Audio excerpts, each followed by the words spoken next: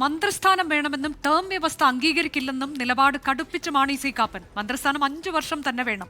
പാലായിൽ വന്ന് V D Satheesan മന്ത്രിയാക്കുമെന്ന് പറഞ്ഞു. രമേശ് ചെന്നിത്തലയും ഇക്കാര്യം ആവർത്തിച്ചു. ഇരുവരും വാക്ക് പാലിക്കണം. ടീം UDFന്റെ ഭാഗമാണ് താനെന്നും മാണി സി കാപ്പൻ പറഞ്ഞു. മന്ത്രി സ്ഥാനത്തെക്കുറിച്ച് സംസാരിച്ചായിരുന്നു ഇന്നലെ. ബാക്കി കാര്യങ്ങൾ ടേം വ്യവസ്ഥ പറഞ്ഞു. എനിക്ക് സ്വീകാര്യമല്ലാതെ ഞാൻ പറഞ്ഞു.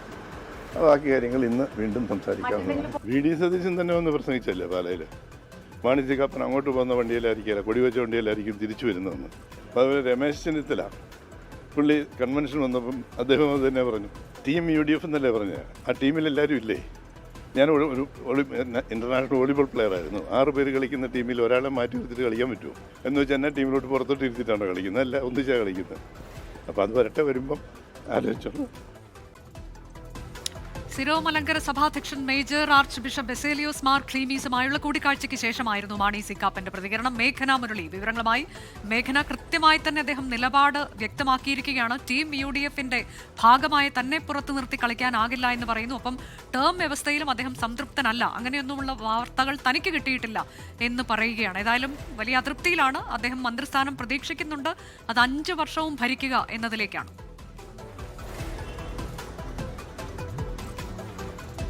തീർച്ചയായും അനുജ, മാണി സി കാപ്പൻ തന്റെ നിലപാട് കടുപ്പിക്കുകയാണ്. അതിൽ ഇന്നലെ തന്നെ KPCC ആസ്ഥാനത്തടക്കം രാത്രി വൈകിയും ദീപാദാസ് മുൻഷിയോടക്കം ചർച്ചയുണ്ടായിരുന്നു. പക്ഷേ ആ ചർച്ചയിലും ഒരു അനുകൂലമായ തീരുമാനം ഉണ്ടാകുന്നില്ല എന്ന് തന്നെയാണ് മനസ്സിലാക്കാൻ കഴിയുന്നത്. അതിൽ മാണി സി കാപ്പൻ പറയുന്നത് 2019 മുതൽ താൻ MLA ആണ്, 3 തവണയായി MLA ആണ്. അതുപോലെ തന്നെ ജോസ് കെ മാണിയെ തോൽപ്പിച്ചാണ് താൻ നിയമസഭയിലേക്ക് എത്തിയത്. അതുകൊണ്ട് തന്നെ തനിക്കൊരു മന്ത്രിസ്ഥാനത്തിന് അർഹതയുണ്ട് എന്നുള്ള കാര്യമാണ് മാണി സി കാപ്പൻ പറയുന്നത്. അതുമായി ബന്ധപ്പെട്ട വി ഡി സതീശനും അതുപോലെ തന്നെ രമേശ് ചെന്നിത്തലയും പാലയിൽ വന്ന് തിരഞ്ഞെടുപ്പ് കൺവെൻഷനുകളിലടക്കം ഇത്തരം പ്രഖ്യാപനങ്ങൾ നടത്തിയിട്ടുണ്ട്. കൊടിവെച്ച കാറിലായിരിക്കും മാണി സി കാപ്പൻ തിരിച്ചു പോവുക എന്ന് പറഞ്ഞത് രമേശ് ചെന്നിത്തലയാണ്. അതുപോലെ തന്നെ വലിയ സമ്മാനം പാലയ്ക്കായി കാത്തിരിക്കുന്നു എന്ന് പറഞ്ഞത് വി ഡി സതീശനാണ്. ഈ വാക്ക് പാലിക്കണമെന്നുള്ളതാണ് മാണി സി കാപ്പൻ പറയുന്നത്. താനും ഈ ടീം UDFന്റെ ഭാഗമാണ്, തന്നെ മാറ്റി എങ്ങനെയാണ് ഈ ഗെയിം കളിക്കാനാകുക എന്നുള്ളതാണ് മാണി സി കാപ്പൻ ചോദിക്കുകയും ചെയ്യുന്നത്. അതിൽ വ്യക്തമാകുന്ന കാര്യം, ഈ 2.5 വർഷം എന്ന് പറയുന്ന UDF മുന്നോട്ട് വെച്ച ഫോർമുല അത് അംഗീകരിക്കാൻ മാണി സി കാപ്പൻ തയ്യാറല്ല എന്നുള്ളതാണ്. പക്ഷേ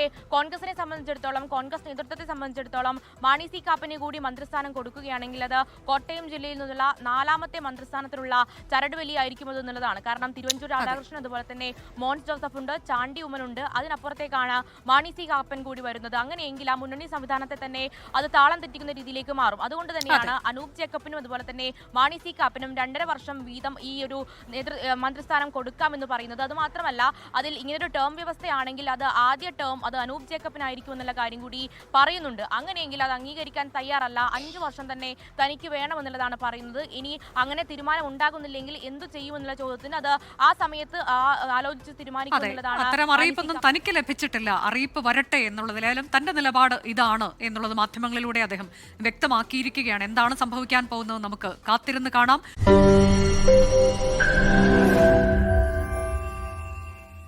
ലോകത്തെവിടെയായാലും ഏത് സമയത്തും 24 വാർത്തകളും ഓഗ്മെന്റഡ് റിയാലിറ്റി പാക്കേജുകളും എക്സ്പ്ലെയിനറുകളും വിശദമായി കാണാൻ ഞങ്ങളുടെ YouTube ചാനൽ നിങ്ങൾക്ക് സബ്സ്ക്രൈബ് ചെയ്യാം.